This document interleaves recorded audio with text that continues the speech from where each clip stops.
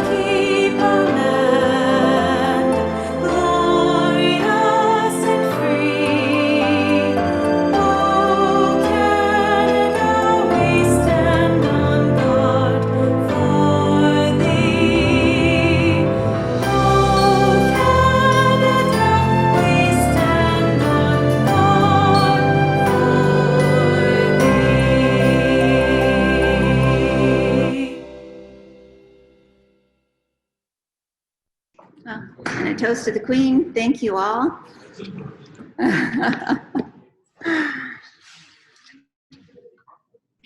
So we have our beacon editor today is Kara.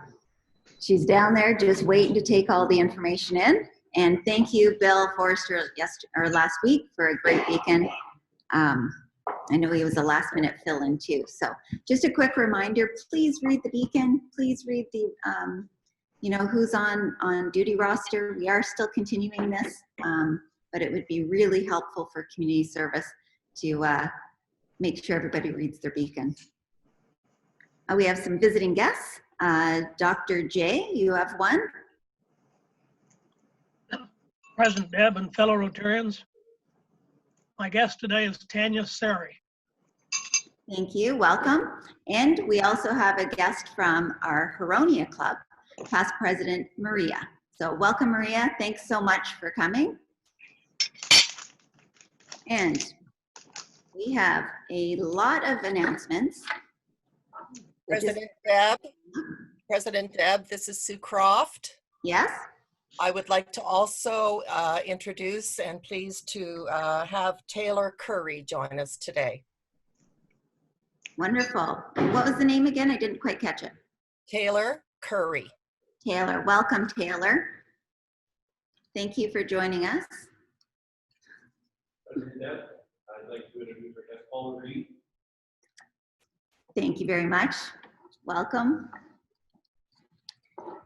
Okay, and then as we get queued up and unmuted, if unmute can be Allison, Mike, Todd, if you guys can unmute, and in the meantime, you all set? Okay, Allison.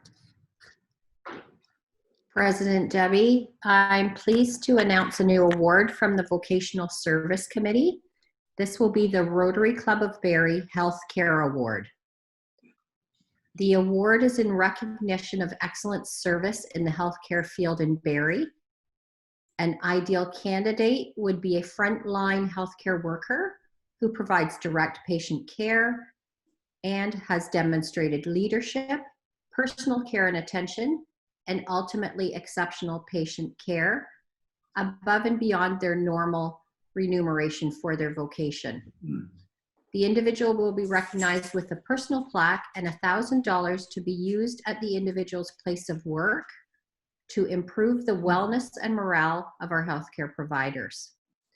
We'll be sending out a nomination form to the membership, and nominees can be sent to myself and to Mike Gruby, and our contact information is on the nominee form. Awesome, thank you, Allison. Mike? Thanks, President Deb, fellow Rotarians and guests. On behalf of Vocational, we wanted to announce this week we give a free calling adventure to elementary schools in Barrie. In the past, as you know, Rotarians and special guests visited the schools to read the book. But this year, due to COVID, what we did was we actually videotaped Sprocket reading the book out, and then we shared that link with the schools for their classes. So it'll be a secret to see who was, or ask who was actually Sprocket throughout it, but it went over pretty well.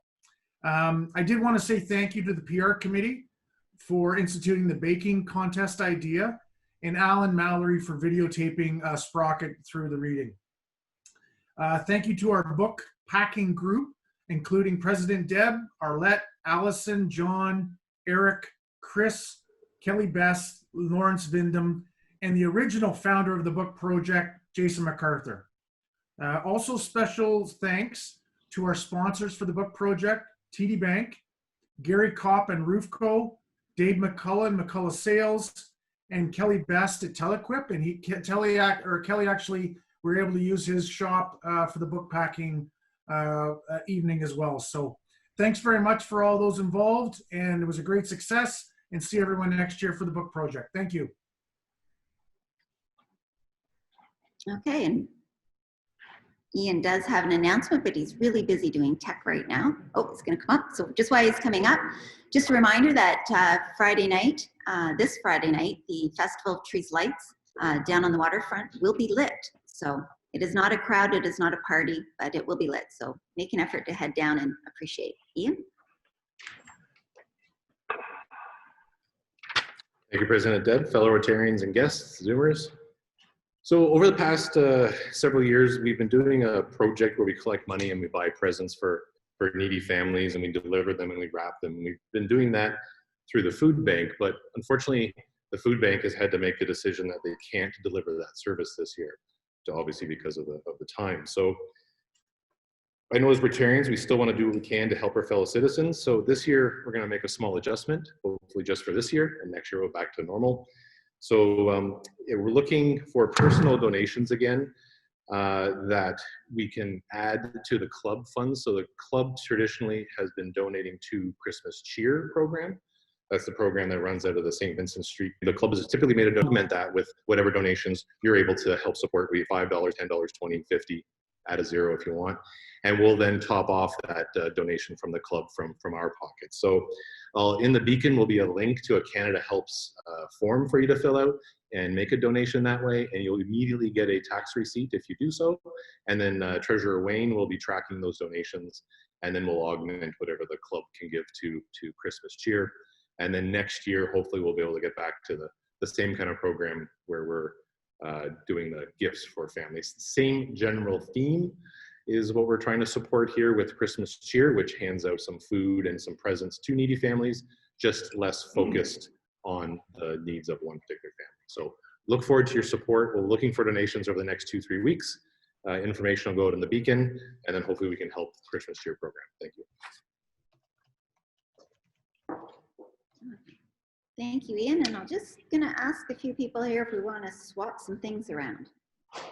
We're waiting for President Deb, Yes, can I just speak for 15 seconds yes. about the auction? Just wanted to bring everybody up to speed on the auction. It closed on Sunday night. It was a good success. It looks like we're going to net a little bit over $20,000, which is awesome. And now we're in the process of collecting the money and distributing the items, and just wanted to say thanks to everybody for their help. That's it.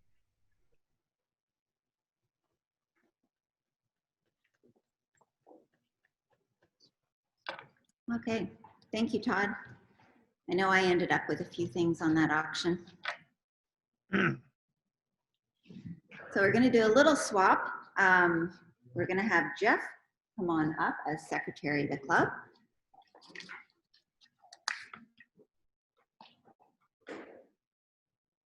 Good afternoon, President Deb, fellow Rotarians.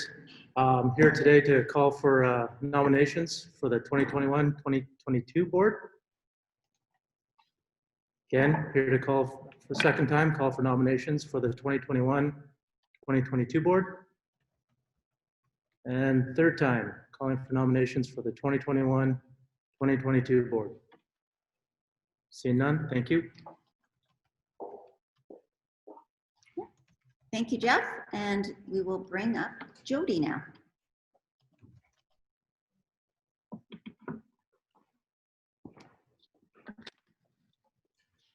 Thank you, President Deb.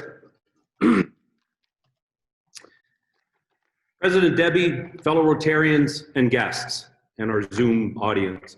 Today, it is my great pleasure to introduce you to your board for the Rotary Club of Barrie Rotary Year 2021-2022.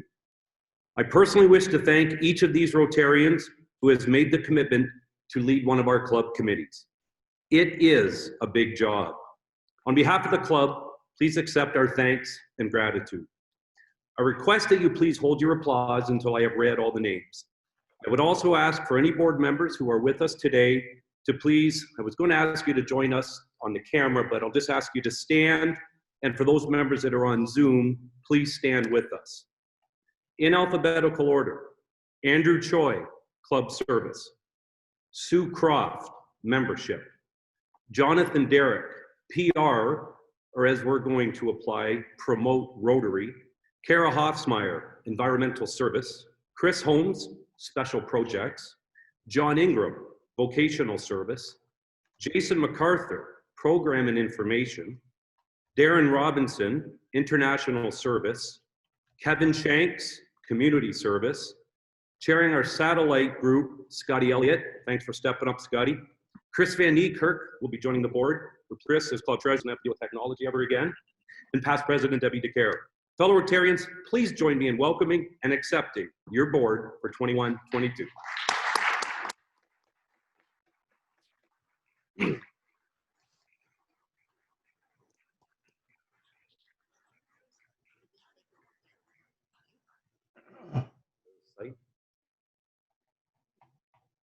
Take a look at Kara.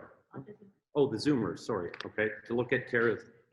Okay, so I get it. On Kara's picture on your screen, Deb's panning the room. I get it now.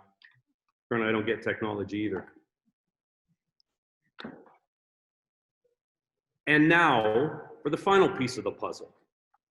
I am very excited to announce to you next year's Sergeant at Arms. The role of Sergeant at Arms is one that has a deep strong history in our club. The relationship that forms between President and Sergeant at Arms is one that carries on for many years. It transcends the club, its lunchtime duties, and can develop into a lifelong friendship. I was very honored several years ago to have past President Chris Garapi ask me to be his Sergeant at Arms. Not having a clue what the job was, however, just knowing the significance and importance of this position, I nervously accepted. I'm very proud to say that filling the role as President Chris' Sergeant at Arms has led to a friendship of more than 19 years, which I value dearly. It was a year that I reflect upon fondly, was filled with laughter, learning, excitement, and perhaps the odd tear. Chris, I thank you for that. So, club, and please forgive me if I get a little emotional, as I am sure that it won't be the last time. It is with that sentiment in mind that I cannot think of a better person to come forward and join me at the microphone. Past President Chris Garapi.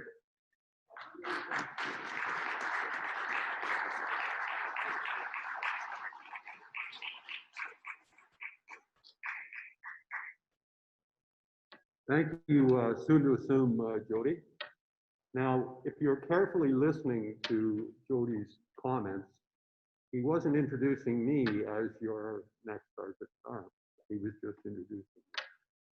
He thought it would be funny, and it is funny, that we would have this little double take happen. So Jody's asked me now to introduce the upcoming Sergeant at Arms on his team, and I'm really honored. And I've got to know this person a little bit over a golf game recently.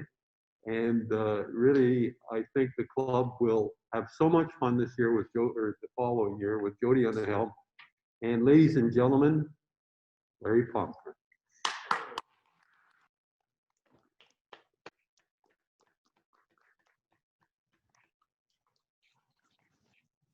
Thank you, past President Chris and Larry. I'm so excited to work with you, and thank you for being a part of our board. And Zoomers can't see this, but the people in the room can. If I can get Larry to stand up for 1 second. We did not plan to dress alike, as it turns out that we did today. That is a coincidence. There's one uniform for Sergeant at Arms, and it's the black vest that Jason provided. Even the shoes, even the shoes. We will not do this again, so I apologize for that. But anyway, Rotary Club of Barrie, thank you very much for welcoming our board, welcoming our Sergeant at Arms, and for welcoming me into this amazing position. Thank you.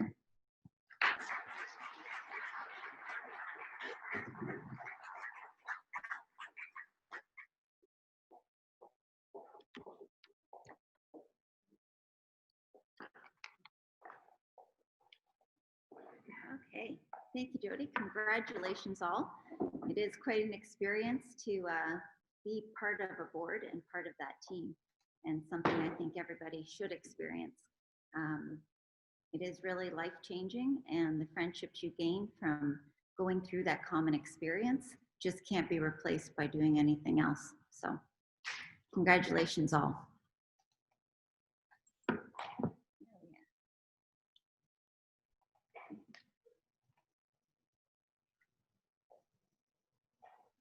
Okay, so what we've done, we've also set up, if you take a look for Kara's phone, or Kara's Zoomers on the screen, you'll see that we're going to be panning the audience here and trying to get a little bit more visuals for you guys.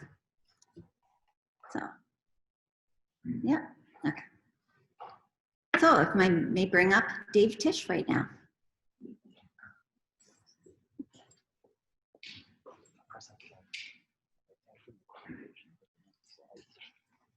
So I'll just give a short announcement.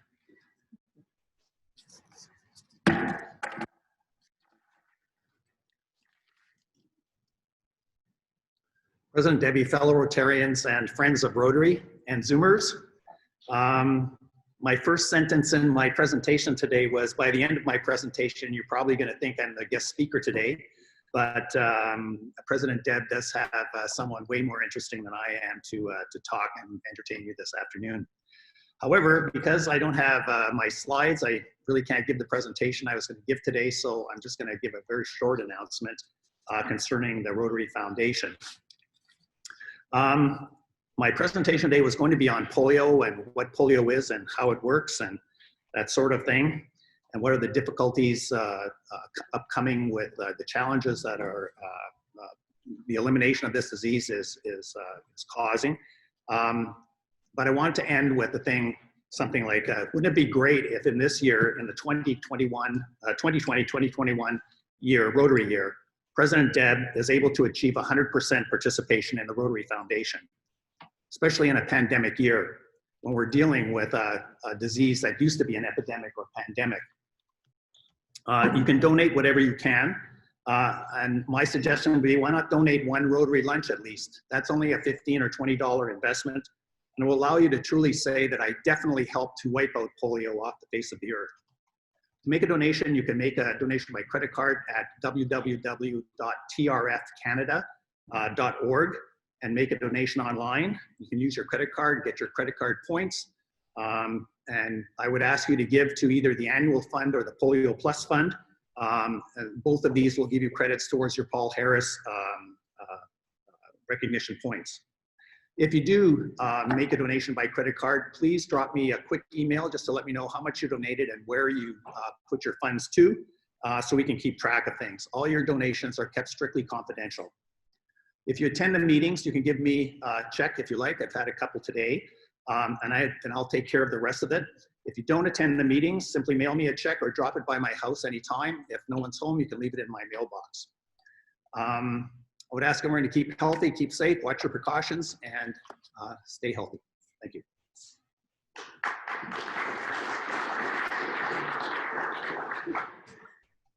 Okay, it looks like we're getting a little closer to the system. We've got our wonderful City of Barrie guy in here helping to get things sorted out. So thank you for that. So I do have one other announcement to share.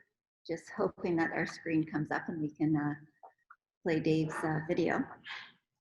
I did receive a note from Steve Jones, and it reads, I hope this finds you well in these uncertain times. I wanted to send you and your club a sincere thank you for your generous donation to the Janice Laking Community Garden. While the finishing staining will have to be done in the spring, you will see from the attached picture, which you will see when you look on your beacon, because then you'll see the picture, that it is well on its way to providing prime compost to the garden last year. As this garden supported 6 charities with 7,000 pounds of food, along with supplying 2 of the city's care tables this past year, we have had a good idea of how to make even more of an impact next year. Indeed, we have several stakeholders looking to work with us to double our production. As such, please know that your Rotary Club's financial support is making a direct and positive impact on our city and will do so for many years to come. For that, I am deeply thankful to Chuck and Louise for their leadership, along with Gary, Pearson, Kyle Campbell, and Graham Mallory in bringing this project to our club. They are real visionaries in terms of how to find ways to help. Likewise, I am so appreciative of you and your entire club for helping us in efforts to tackle local food insecurity. Thank you, Steve Jones, President and CEO of Local Leaf Farms. So that's a really nice thank you and certainly shows our efforts. And we've got some screens. That's awesome. Okay, can we do Dave's video? No? Okay, so we can go into SAA. SAA, Eric. Are we able to pull up the slide deck? Not yet. Keep going. They're pretty darn visual elements this week. So what have I got for slides? Do we have Todd Tuckey by chance on the line today? I didn't see him when I was scanning for people. So we're going to have him for a bit of an advertising buck. Pretty much all the good stuff that I've got for today is visual gags. So we're going to see if we can get a few of those up. Tremendous turnout today in the room. But thanks to the new board for coming out. It is an excellent opportunity to mention the fact that you do have sunshine cups up at the front. While there's so many in the room, it's an excellent time to fleece a few of you for that. Paul Marco, we will be coming back to Mr. Tuckey for a bit of a visit. We got you last week for media coverage, and he will be next on our list for that. Oh, we're getting closer to a possible pulling up a deck.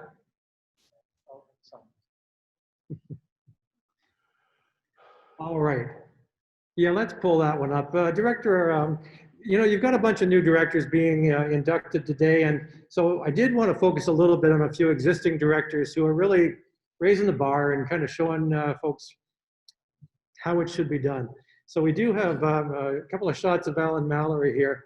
Now, if you can get that on full screen for the folks that are here, that would be awesome. Okay. All right, so you'll have to squint a little bit. So we got Alan in two special poses. This was at the board meeting this week. So this is Zoom etiquette at a master's level. So you've got Alan in his sexiest director pose for a calendar that he's going to start for the PR committee. And then below that, you have Alan in his preparing for his concise and remarkable remarks at the board meeting. So, you know, the concentration here is really something special. To meditate before he does his presentation. It was really nice to see. So we had a few folks sending me copies of Alan's poses for this particular opportunity. Let's take the next one for another good director's view. Allison, are you here today as well? I did see you online. So Allison has done this. This is actually at last week's meeting, exploiting a grandchild. I don't think there's any real problem with that. But it is nice to see, again, directors coming in next year. You may want to think about how you will exploit a family member in a way that will help enlist the club's energy. And I think I had one more director we wanted to focus on. Director Chris Van Niekerk. We thought you were going to get off without this one today, but there was a good news announcement that apparently we missed out on earlier this year. Did you want to come up and tell us your good news?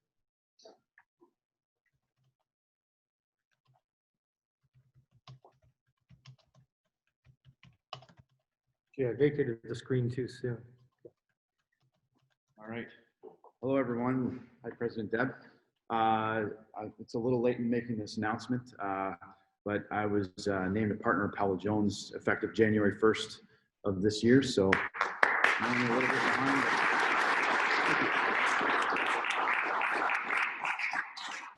So that is great news. A partner at Powell Jones, not a bad credential to have for an incoming treasurer of the club, which is terrific.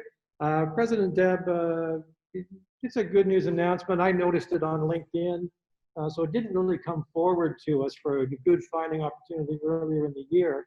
I was suggesting we might go with a good fine compound interest, but I don't like interest rates currently. So Deb, what do you think would be a good way to approach this? Well, I was kind of thinking of $1 a month for every time, you know, for how many months he was late telling us. It's about 10 months, 11 months. 10, 11 months? Round it up. Yeah. Yeah. I don't like hearing about from our treasurer. Yeah. So we got $11 for a month. So that's a bit of a warning. So, you know, get your good news announcements early if you want to only pay $1. Thanks, Director Chris. Thanks. President Deb, if I might, I see the value that you have in your trust for being tennis. I would be more than happy to pay Chris's $11.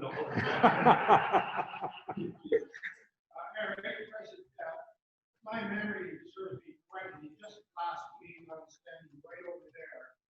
And because I'm on my way out, selling a business that nothing to do, I don't know how it's filled today. Levy a fine of $100. How come the beat now gets off $11? Rob, that's it.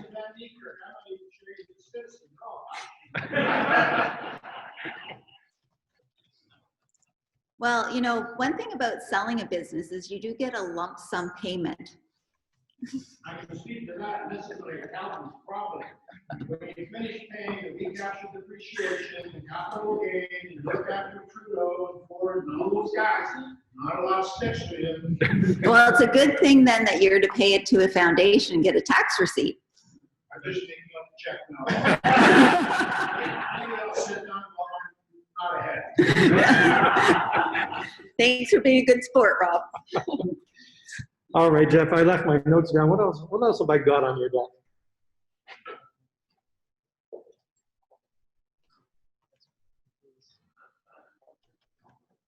Okay, do we have Bob Greer in the house? Bob Greer right now is setting up a. There he is. Trees. Nope, he is back. He's back online. Oh, good. Okay, this is another master class in Zoom etiquette. What I liked about Bob last week, and I missed the opportunity here, his proximity to the fridge for a Zoom meeting. Like that's just wisdom. Bob last week got up from the meeting, went over, opens the fridge, does a little bit of shopping in the fridge, comes back to his meeting space. So I just thought that was a bit of a masterclass Zoom etiquette for you right there. Bob, how's the fridge today? What are you finding in there?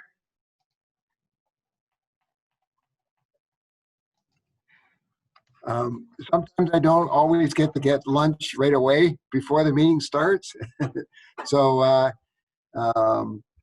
because Shelley's in the office, she doesn't want to have my Zoom meeting in the office. So I have to take it upstairs and put it on our counter. And so the kitchen is the best place to have it, because otherwise the windows block out the Zoom meeting if I put it on another table. So yeah, no, I mean, it's we're supposed to have our lunch at Rotary, and that's what I was doing. So I was having my lunch at Rotary. That was good. No, I think it's just a good learning moment from a real pro. What are you wearing, Bob? Today I have a Fun Run t-shirt on.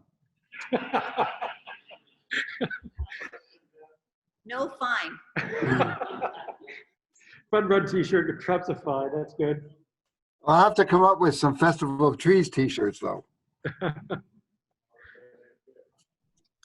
Oh, did we miss the dress in the chair?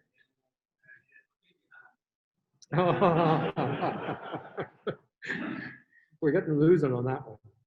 All right, did I have anybody else that's still around?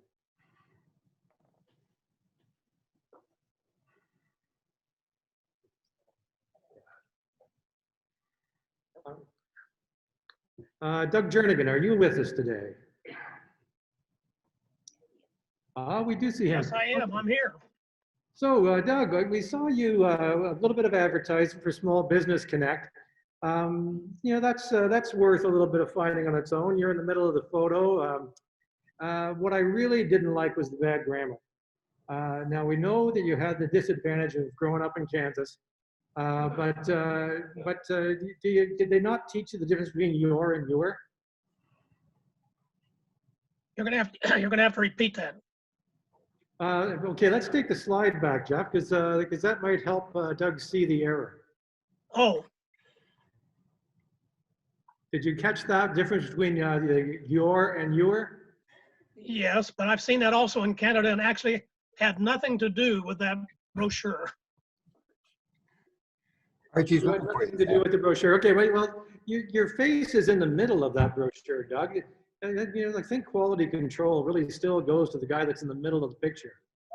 Well, the reason I'm in the middle of the picture is because I'm the eldest by far, and they always honor their elders. President Deb, what do you want to do for a grammar fine? Still $2, Doug. I'll up that a little bit because it's cheaper. It's better to send more money than less when it comes to e-transfer.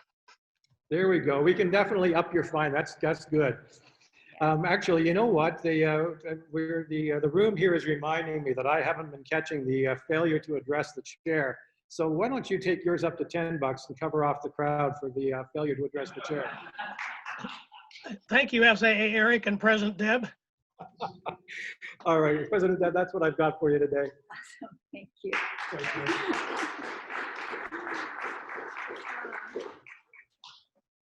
Okay, everybody still doing well? Awesome.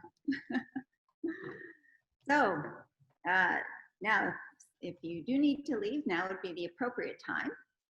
And we have an amazing speaker, and I will have Stu McMillan come up to do the introduction.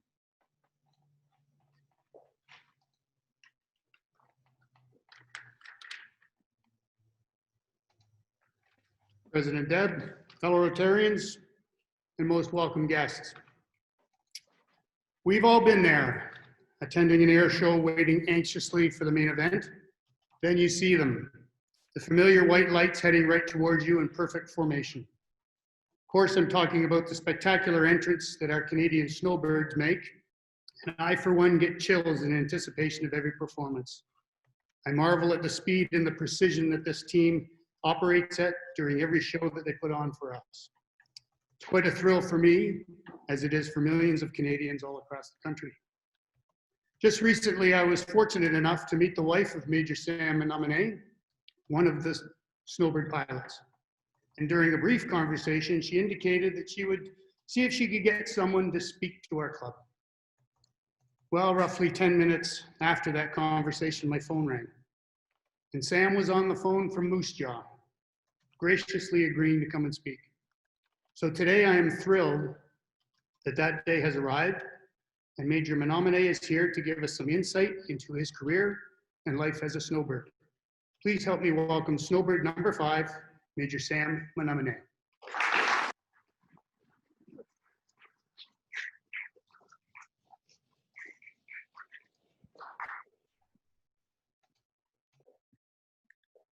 All right. Thank you, Sue. Thank you, President Deb, for letting me speak today. Sue, you arranged all this, so I appreciate that. I know my wife volunteered my service, which, you know, for her, that's good. Thank you. Hello, everyone. Major Sam Menominee, currently with 431 Squadron in Moose Jaw, Saskatchewan. So I'm just here today just to talk about a little bit life at the Snowbirds and the way forward. And by all means, for all the Zoomers, if there's any questions, I'm not against interrupting me to ask if now that I know the grammar police is going to be watching this. So I put this presentation together super quick. Most of my stuff is back in Moose Jaw, so hopefully it goes well. Before I forget, Stu, thank you so much for warning me. There's 2 honorary colonels out there, and I definitely want to make sure I address and say thank you again, retired honorary colonels Jim Williams and Peter Lorimer. You were both honorary colonels at 16 Wing, and 16 Wing now is, I actually, it's a bit of a long story I won't get into. I'm helping out with the Snowbirds, but I actually belong to 400 Squadron in Borden with the Tactile Squadron there. So, pour les francophones, je m'excuse, cette présentation cet après-midi est en anglais, mais si vous avez des questions, please, je me demande, and I'll try my best to answer. I got my French wife to back me up just in case.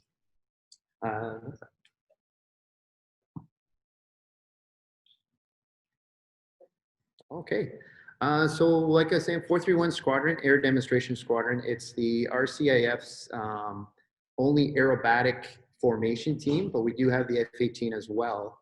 That is part of the air show circuit as well for that. But we are a full-time squadron. All the pilots, we engage full-time in our work, where the F-18 is full-time during the summer, but he's still an active pilot. And we're all active military serving pilot. 15 Wing Moose Jaw.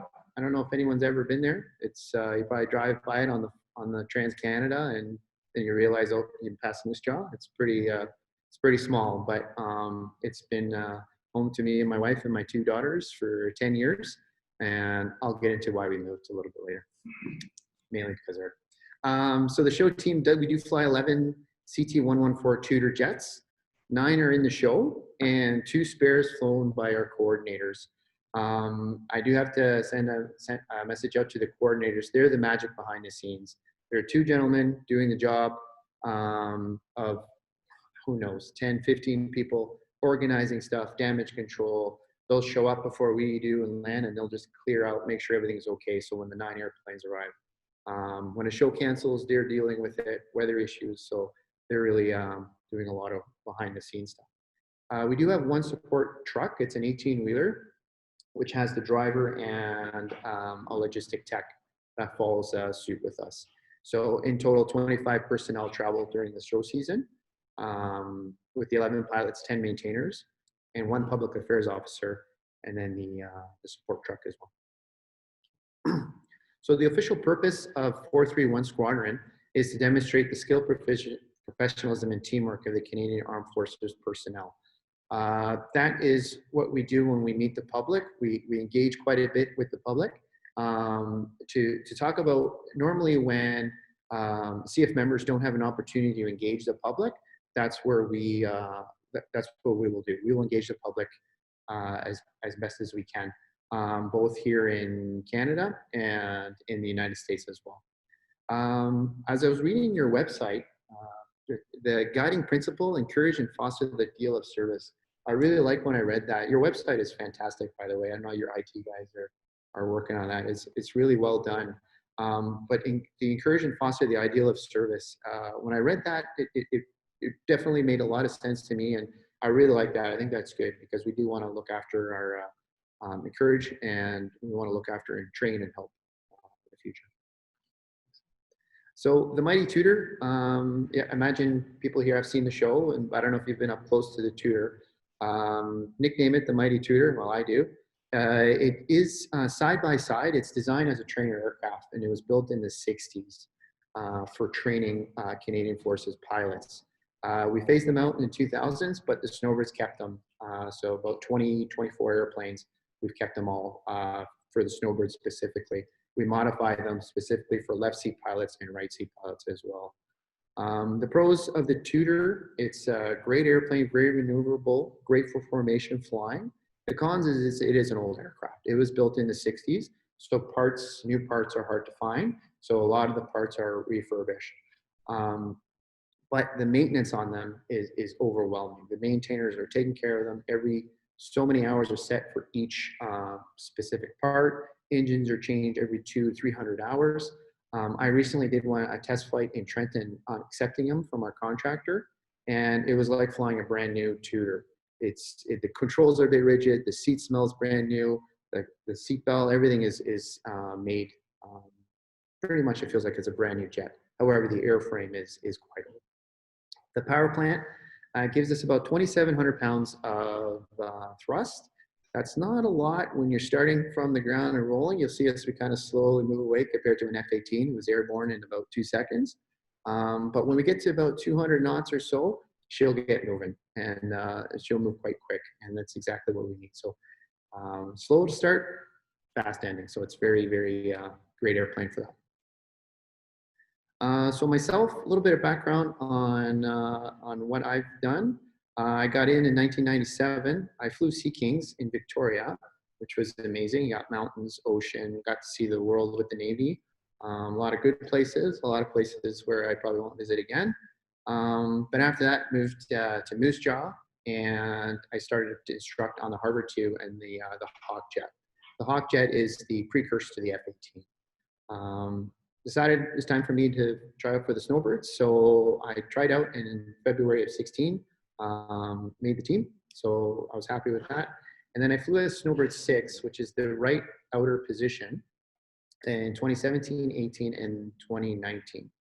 After 2019, they decided I was going to go to a desk, and I didn't want to go to a desk. So Air Canada was hiring, was doing very well, so I went that avenue. But I kept my uniform as a reservist, so I'm technically a reservist right now. So Air Canada was short-lived, unfortunately, because of COVID, but I was very fortunate that 431 Squadron was able to, basically how it worked out is 431 Squadron asked me to come back to help them. So I was recalled back as Snowbird 5. I said, hey, can I try a new position, just because I've done Snowbird 6 for 3 years, and during the middle of the loop, I was starting to think of other stuff. So it's time for me to try something new from that. Awesome. So my primary role, I'm the training officer. I did this job as well in 2018, but as a training officer, I'm responsible for the safe and effective training of all pilots. And that includes the commanding officer, our coordinators, our standards officers. So I'm making sure that their training that they are doing is safe and effective, and it's all documented properly. I'll do check rides. Each pilot does about 4 to 5 check rides a year, annual proficiency instrument training, and I will review them and I will do a few of those check rides as well with them. The big highlight of my job is I get to design the show. So I'll take my personnel, see what we have, and see what our show program is going to be for the year, and I'll put together a show and I'll send it to my boss, and he'll send it to his boss is in Winnipeg, and then Transport Canada and the FAA will get a version of that so that they know. Just to put a picture, an example there, that rectangle there, it's called it's a sterile area, and that's where we are allowed to do our maneuvers in, any of the loops and rolls. And also things that play a big factor is where the crowd safety is. So we never want to do a loop or a roll pointed at the crowd, if you know what I mean. So in case something happens to any of the planes in a roll towards the crowd, wouldn't be the smartest thing. So we try to avoid that and we space things out safely for that kind of stuff. So how do you train for a 9-plane formation team? I put it up there when I did the slide, a whole lot of luck. Then I realized, yeah, you do need a little bit of luck to make sure everything goes well, especially with weather. Hopefully all the pilots, there's no underlying conditions with health. So things kind of line up quite well for that. And I like to link it to a marathon. So you start at short distances, you know, it's the whole crawl, walk, run motto. So you get guys to basically start the basics, and then we start going to the more complicated, bigger formations. So each pilot has a set of skills. So he's strong at certain stuff and may not be very strong at other stuff. So you harness what they're strong at. So if everyone is strong in a certain area, we take advantage of that. If few guys are weak in some areas, then we work on that to hopefully build it towards the, and then from all that, I see who we got, put a show together, and then we try it. And if it doesn't work, we modify things. But the hierarchy of training always starts at the boss, number one. And that's a picture of Major J.F. Dupont. He snowbird won this year. So we train him, get him comfortable with his loops and rolls. And then we bring the inside pilots in, get them comfortable with his profile with the loops and rolls. And then we put the outside guys. My position for the last 3 years was to fly on the outside. And the joke I have in some of these formations is I have to power up the night before in order to stay in the formation to stay in it so I don't fall out. So as we start to progress, we start getting bigger and wider formations. And one of the more challenging things we do is get the junior pilots comfortable to fly by themselves. I know the first time I did it, going up for a loop and a roll, like, are you sure? Like, I'm going to go do this by myself now? There's 4 other airplanes beside me. But yeah, you get the guys comfortable to do it, and off they go. Once that's done, we start getting into splits and bursts and like what I mean when we do the splits and the smoke lines. And one of the hardest things I find to train, and it's actually quite stressful, is the rejoins after a split. Because now you have 9 airplanes that just filled up the sterile area. So now you have to safely get them to come back and not avoid. So we provide altitude, speeds, so that no one becomes a problem for anyone. And if you've ever seen the show, you'll see that it's designed as an opener where we would fly over the crowd, we'd say hello, we do a couple loops and rolls, we do a split, we do the integrated, the solos will cross each other. You'd be 3 airplanes flying over, 2 airplanes, all this stuff. So, and that's called the integrated. And then we come back together and we do what's called a closer. And that's kind of similar to the opener where we just say, you know, we salute everybody, thank you, and then off we go. So a normal day, we are in the training months as we speak. The maintainers will start their checks around 7:30 in the morning. Myself, I'll start prepping the mission based on weather, aircraft, and who's available. And we'll start the brief at 8:30. And that'll run with the mission involved. We'll do the mission as per briefed. We'll come back and we'll debrief everything. And the debriefs can last 30 minutes. They can last an hour. They can last a lot longer than that, depending on how successful the trip was. So while we're prepping for the next trip, the jets are being refueled and checked by our maintainers. Awesome. Thanks. So of course, 100% serious 99% of the time. Whenever there's a projector and you got your hands, it's always time to always take a breathing break. And of course, there's Sarah there, not impressed. So everyone's heard the motto, train like you fight. So we start from the basics, and it can be very, like starting with the basics, but it's so precise on how we treat stuff. You see there's a picture of the pilot in the cockpit. We'll show them how to sit in the seat properly. We'll show them the hand position, the thumb position, the smoke for the trigger. We'll go over details like that. So it becomes second nature. So when we strap a new guy in the plane and go, hey, go and do some loops and rolls, it can be overwhelming. So we take baby steps, and even the psychological but physical aspects of flying in that cockpit as well. With that, there's right seat pilots that fly on the left side of the formation, and then left seat pilots fly on the right side of the formation. So you're always wanting to be closer to lead from that. This is an expression I was told when my first couple of weeks on the squadron, and some days you're the bat, some days you're the ball. And I now use that expression because you can fly a whole week of amazing loops and rolls, and on Friday afternoon, you goof up the loop and you come off the formation. Now you have all weekend to think about that, and it kind of ruins your weekend. So we tell guys, especially the new guys when they're starting, you're going to do a show, you're going to mess up something in the opener, and you got to let it go, because now it's going to affect you for the rest of the show, and that's not what you want to do. This particular incident was in Greenwood. In my first year, I landed behind Snowbird 5 and was like, oh, like, hey, 5, your front wheel's on fire. Okay, pulled over, and next thing you know, the fire trucks, instead of shooting the fire on the tire, they doused the whole airplane, and we lost that airplane. It's too bad. So learning from our past, we take what we've learned and what we've seen, and things that didn't work, we do our best to eliminate those so that we can move forward. The last couple of years, we saw 2 ejections and we lost 2 jets, and we've learned from both. A lot of stuff has been furnished with paperwork, emergency procedures, training, so that everybody can understand and act appropriately when the worst case scenario happens. The worst case scenario for the tutor, I would say, would be as soon as you take off on the runway, because you're low, you're slow, not a lot of altitude between you. And unfortunately, this was the case in Kamloops when a bird was ingested. And I do have to say, and what I've been told, ingesting a bird is not a big deal. The big deal in this case is when it was ingested, it caused some damage to the fabric that was on the intake, and that's what damaged the engine, unfortunately, resulting in both the pilot and public air officer having to jump out of that aircraft. So we learned from that, developed new formats, and we started teaching you guys who are used to 0-0 ejection seats, which means you can eject at 0 speed, 0 altitude. We train them to fly the tutor ejection seat, which is 150 feet and 60 knots. That's required for the ejection.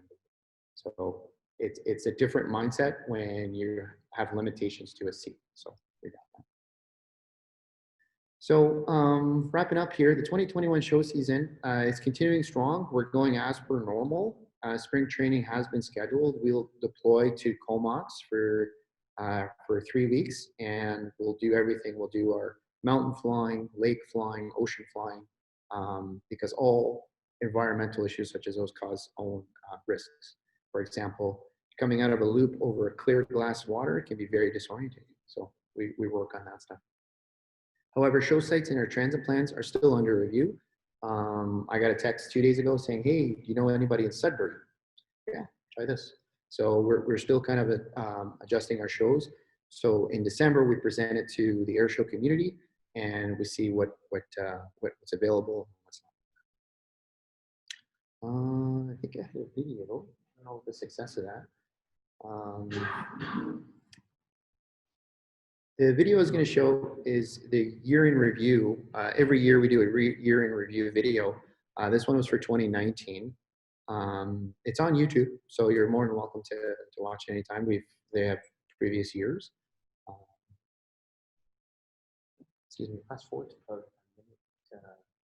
minute 15. Minute 25. Sorry. Yeah.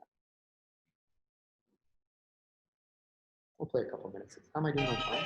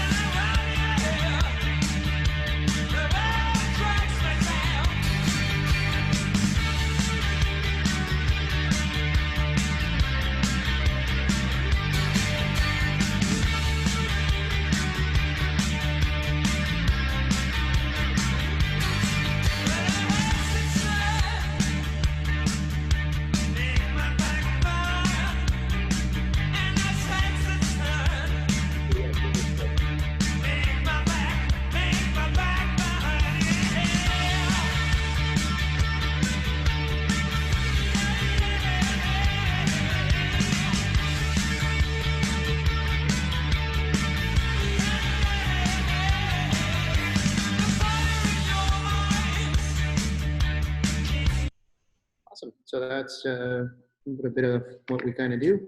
I'll open it up to questions. Anyone has any questions? Your first hand I saw, sir. In your training, you fly these aircraft, et cetera. It's always a possibility that you may have to reject. So what training do you do at the start to have that skill, and what do you do to maintain that skill? Absolutely. The question was, how do we maintain our skills to in preparation to in case we do have to eject or anything like that? Before in the brief, we go through emergency scenarios. So we'll discuss scenarios. We'll provide them to the junior pilots if they have any questions. And if we do have a scenario where it does require ejection, we do annual training. In fact, it's changed now to twice a year. Well, we'll go through ejection seat training. We practice escaping the airplane, and then we have they hold us up in a harness, and we practice our procedures post ejection as well. The ejection is it's the decision making involved to when to decide to get out of the plane, but it's really easy to get out. All you do is you pull a handle and 4 rockets shoot you out of the jet. So that's the easy part. It's what the before and after is the hard part. So, sorry, question. So when we see the video there, you're flying really close. So yes. Part of the question is how close do you get? But it appears that you're not always on the same plane. You're slightly off when you're in contact. Yep. And another comment, it looked like they were far more looking to their lead than they were straight ahead. So is that right? Absolutely, yeah. We're the question is spacing and where the pilot's heads are positioned for formation flying. We'll always want to look at lead because he's the most stable platform. If I can't see lead because I'm on the outside, then I will do what's called fly through. Is I will not ignore the plane next to me, as I will look through him to look at lead. So the cues that I'm getting are not from an aircraft that could be moving around. The cues I'm getting are from lead. So there's always a little bit of lead that you can see, and you'll focus on that. So that way you can maintain your distance and your spacing. Okay. For spacing is you're right. We do range in terms of spacing. They average about 4 to 8 feet. When we're at the top of our game, we can have 4 feet of wing overlap, but there is a distance of about 4 feet between the wings as well. We have other scenarios where we do what's called a stacking. Is if you look where a loop is, with lead crest over the top, the back player, which will be myself, I haven't crest over the top yet. So what I'll do is I'll cheat, and basically I'll start running ahead of the airplane that's in front of me. So that'll bring up the distance, shorten the distance quite a bit. And it's always interesting when you're flying with a passenger, that's when you hear their breathing increase, because that can, it's like you tell them it's okay. I have one question up on here, and then there was one. Many people feel that tutors should be replaced. How do you feel? And others don't. I don't think I'm allowed to answer that. The tutor is a safe aircraft. When I first started flying, it was on the Sea King. The Sea King had a bad rep, but I loved the Sea King. It was amazing. Right now, because the tutor is aging, we've had some recent events. That's all under investigation right now. But I have no problem strapping in it, and convincing the wife that I'm going to strap into this after seeing that is the aircraft is, it's like everything. When you're driving on a snowy road and it's super stressful, it's white knuckling, and that's dangerous. When the roads are clear, it's a piece of cake, right? It's all depending on how you interpret things. But the tutor itself, me personally, I have no issues. I wouldn't jump into it if I had any issues. But it's a safe aircraft. Put it that way. I have no big. And the question, how do you feel the others about this? Well, it takes a little bit of with the training involved is to build that confidence back up, especially after we had an incident. In terms of replacing it, it's way above my pay grade. Yes. Yes, the other one? Yes. Your question is that? Okay. Oh, that was your question. Perfect. Yes. Yeah, I'm just curious. You said you switched from Snowbird 6 to Snowbird 5. Obviously, you knew your role in 6 very well. What was the process like deprogramming yourself from 6 and reprogramming for 5? Still working on that. Yeah, it's still, there are some techniques, but I will tell you though, I spent 3 years always looking left. So the right side of my neck was definitely flaring up quite a bit, but now I look straight ahead because I'm 2 aircraft behind lead. My neck has never been happier. So that's but there are mechanics that are involved. There are similar mechanics involved for the 2 positions, but there are some differences that I have to watch out for that could play a factor in a split, for example, where I'm used to splitting to the right, where Snowbird 5 would split straight ahead. So there are those things where we would practice them over and over again. A lot of techniques that I've been using at Snowbird 6 will easily transition to Snowbird 5. So that's where I will learn the stuff that I'm not good at or haven't seen and develop that from there. Yes. What do you feel was the most dangerous maneuver that? Every pilot has his, what's the word I'm looking for? Nemesis, kryptonite. Every pilot has one. I had one where I'm flying, it's called the line abreast, where I'm looping and rolling leads 2 aircraft in front of me. That was the one where I would be working the hardest. And it had the highest potential of, because I'm not looking at the airplane next to me, I'm looking at lead. So I always needed that. I wish I had 3 eyes, to be honest, so I could keep an eye on that airplane. So every pilot you speak to would have a different, but we practice things over and over again. If a pilot is not comfortable with anything, either we take it out or we provide that pilot more training for that maneuver. We'll never start a sequence or show unless everybody is on board. So you can see it's my neck. My neck doesn't want to turn left. How big is the airspace that you use for the show? Okay. Typical show. Yep. Height dimension, and this is restricted from all other aircraft during the show. Is it like an hour? It is. In Canada, we call them a no-tammed airspace. It's a blocked airspace Depending on where you are, in Canada, we get away with quite a bit of distance, up to 10 miles. But in the United States, we'll only have 5 miles of protected airspace. And they call it a TFR. I can't remember what it stands for right now. It's a restricted area. The question was about airspace, sorry, for the Zoomers, on what we use. So it will range from 5 to 10 miles, depending on the air show committee. But the altitude is, as long as it's deconflicted with terminal airspace, you could go all the way as high as you want. We only need about 6,000 feet to do our high show. So we don't, but the F-18, he'll do a vertical departure up to, I think, 30,000 feet. So that airspace will get cleared out for him.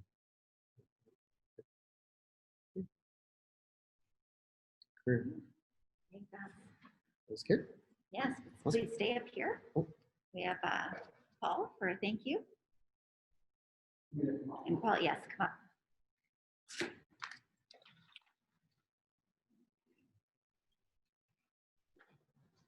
President Deb, fellow Rotarians, and Major Benemin, hopefully I got that right. My job today is to thank you for your talk today, primarily because my father was with the RCAF during the Second World War. He was a first-class aircraft mechanic in Canada. He worked out of Rivers, Manitoba, and Abbotsford mainly. But he would spend a lot of his time talking about it and taking us to the air shows. So I can remember seeing the snowbirds from a very early age in Hamilton. And I can remember asking him at Lancashires if they did any aerobatics and that kind of thing. He said that the only aerobatics they did was crash. So at any rate, thank you very much for your talk today. We certainly missed out this year in having you guys come back. It was going to be a much bigger show, and we hope that happens in 2022. But we certainly appreciate you coming today. Thank you. Thank you so much.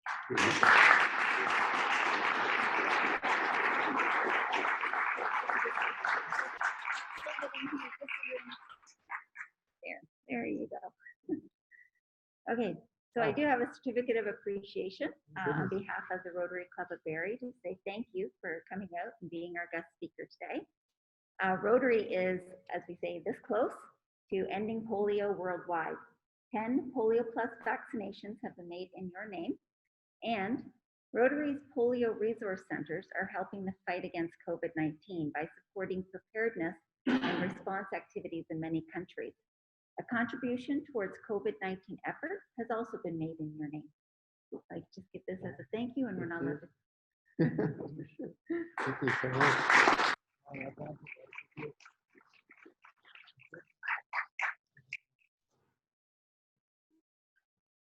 Awesome, that was great. I think I want to be in the plane. So, can I go for a ride along? Yeah, so we don't want to go 5 minutes. Yeah. I know. I think I just put my name in for a ride along. No. Oh, President Deb, Stronger Together, Together Inspired Moment. So back into foundation is Rotary Foundation quote. The Rotary Foundation is the masterpiece of Rotary International. It transforms our most daring dreams into the most splendid realities. The Rotary world and even the political world are already aware of the Rotary Foundation is the most visible expression of Rotarian generosity, a generosity that not only brings benefits, but also brings the help and cooperation to solve the problems that affect mankind. The Rotary Foundation achieves the best that mankind can possibly achieve. Very relevant for today.